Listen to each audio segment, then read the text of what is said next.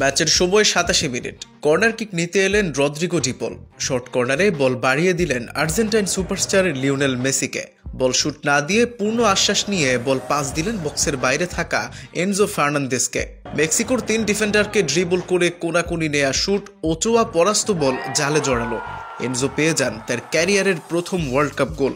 সাথে সাথে বুনো উল্লাসে ফেটে পড়েন এনজোকে জড়িয়ে ধরে উল্লাসে যোগ দিলেন তারই ছোটবেলার আইডল লিওনেল মেসি।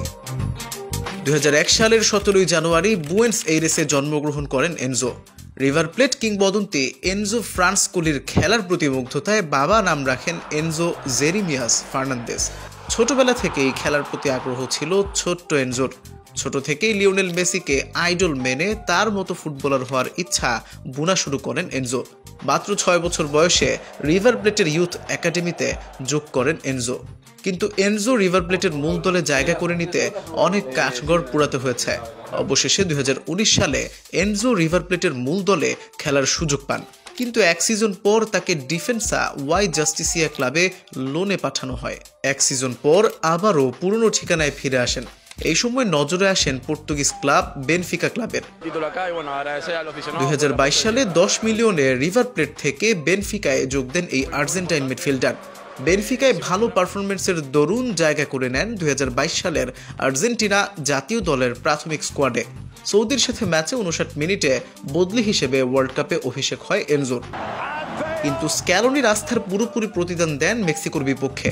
আর্জেন্টাইন ফ্যানদের মনে যখন ম্যাচ ড্র হওয়ার শঙ্কা, তখনই নিজের অসাধারণ গোলে আর্জেন্টিনাকে পূর্ণ 3 পয়েন্ট নিয়ে মাঠ ছাড়ার আশ্বাস দিয়েছিলেন এনজো ফার্নান্দেস।